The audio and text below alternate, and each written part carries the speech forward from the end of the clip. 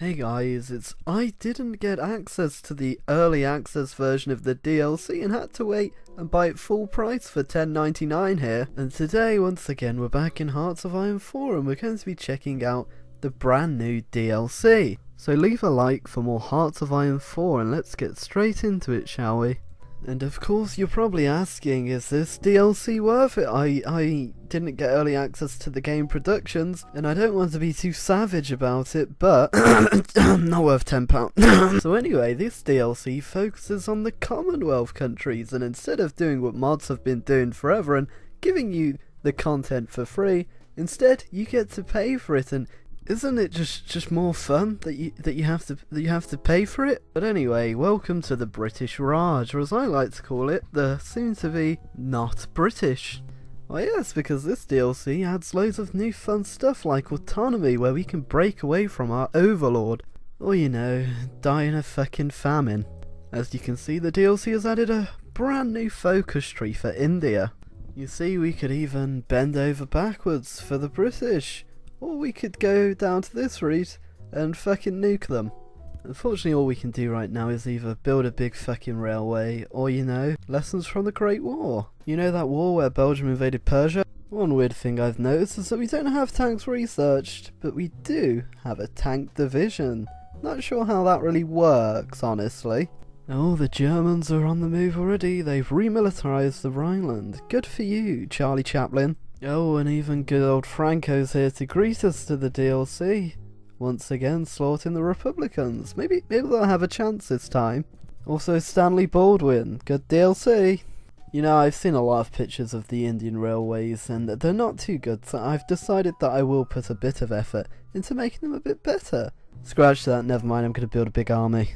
Well, you can't start a playthrough off without inventing the spanner, of course, and the machine gun, but we're going to go ahead and start kick-starting this industry up a bit here, because India really can be a powerhouse. Yes, we finally got enough to get our first diplomatic advisor, political advisor, sorry, wrong game.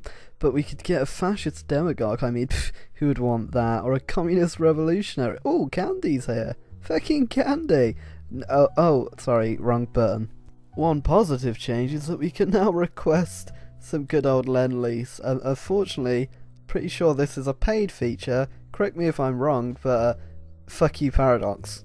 Yes, thank you for the guns I totally won't be shooting you with in a few years. Oh dear, apparently accepting those guns has made my country less autonomous. I mean, I don't know how, but I assumed if I had more guns, I'd have more things to shoot the British with.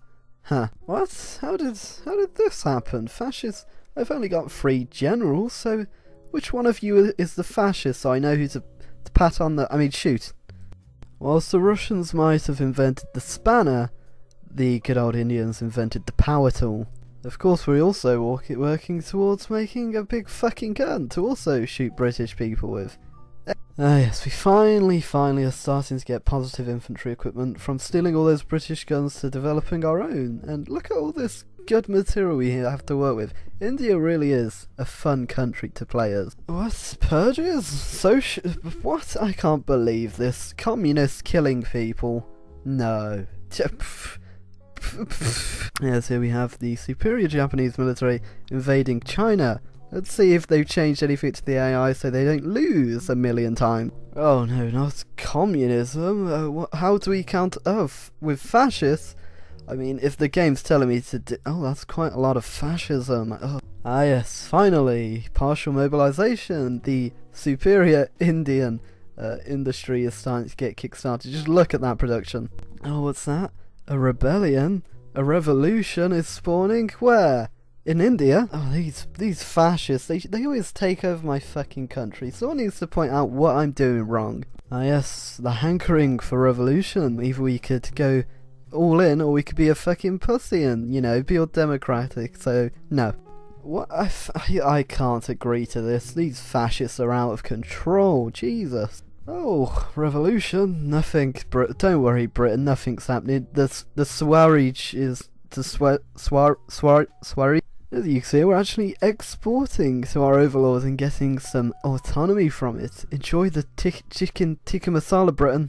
Quit India movement? Never heard of it. Come on. You British, you're not worried, are you? You're not fucking worried at all. You know, I've decided that I'm gonna go superior firepower doctrine because I never do that. Ever. Ever at all. Oh dear, I regret this fucking movement. They're bombing my own factories. What are you doing? I need those to build guns to shoot the British. What? Revolution? In India? No. Germany? No. This is a letter of peace. Oh dear, you know what I was saying about Japan losing to China all the fucking time? Well, guess what? They're losing to China again.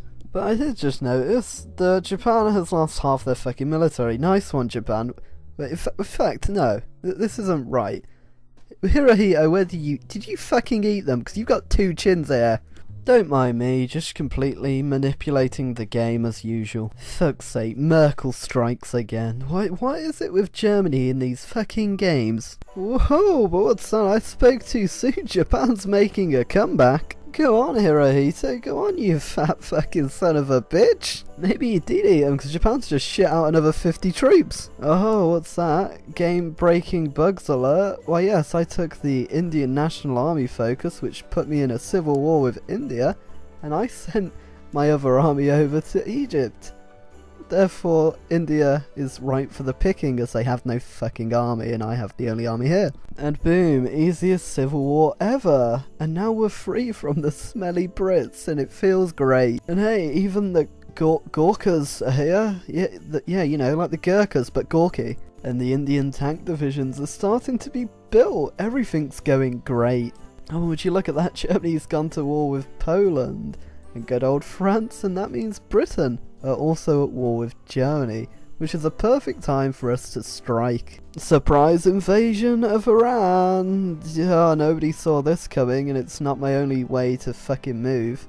I also wanted my tanks to be here, but they're not ready, okay? Ah yes, the superior Indian military is completely overrunning the Iranians. Oh fuck no, not Luxembourg, but hey look, we're actually doing it. We're invading Iran quite easy with all our mountain units. I'm sorry, but in the patch notes did you say AI improvements? Because the Germans have just gone straight through the fucking Maginot line.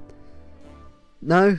Come on. Ah yes, it's finally done. The first tank division's ready for combat. Really? Has Belgium really capitulated? Because right now it's being held quite hard, even though the Germans have pushed straight through France. The most defended part of France. Well, there you go, boys. War's over. You see that? Yep, the UK has taken Berlin. No, AI improvements, you see? What? Where's Iran gone? And why are all these troops currently on Iraq? Well, I'm gonna invade Iraq. And France is guaranteeing them, even though they've capitulated and now live in Africa. AI improvements. Well then, there's no better time to join World War II, I suppose. In we go, boys. You know, Germany, no. I've asked you for help so many times in these past few games, and you're just, no. I'm just not interested, okay? I'm just not interested, you fucking German bitch. Oh, would you look at that? Iraq capitulated. Isn't that, oh great, now I'm at war with everyone. I don't know what the fuck is happening. But, oh look, it's Churchill. AI improvement. No.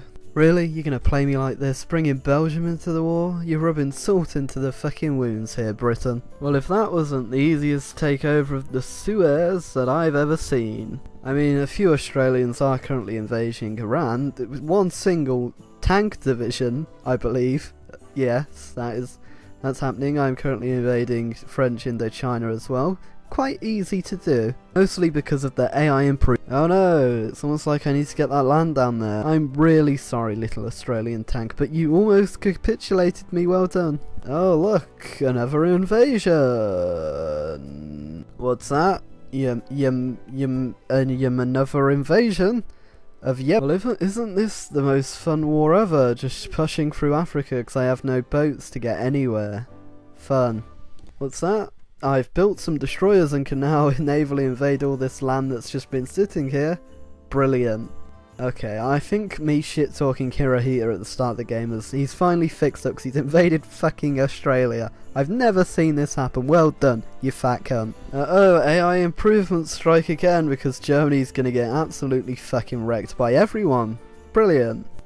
Well, with the capitulation of South Africa, I've done all I really can be bothered to do in this playthrough. Of course I could continue and go ahead and invade Britain or France, but alas, there's no point because I'd need to build more ships and I don't really fancy sitting around doing fuck all for another 2 hours. But overall the DLC added quite a few interesting things to the game. Are they worth £10.99 though? I'd like to say no. Of course that is just my opinion, you might have a different one, so feel free to share it in the comments. And if there's any other nation you'd like me to play as in a mod or in just plain vanilla, go ahead and leave a like and leave a comment and fucking kill me. Wait a second. AI improvements. Japan. Hirohito.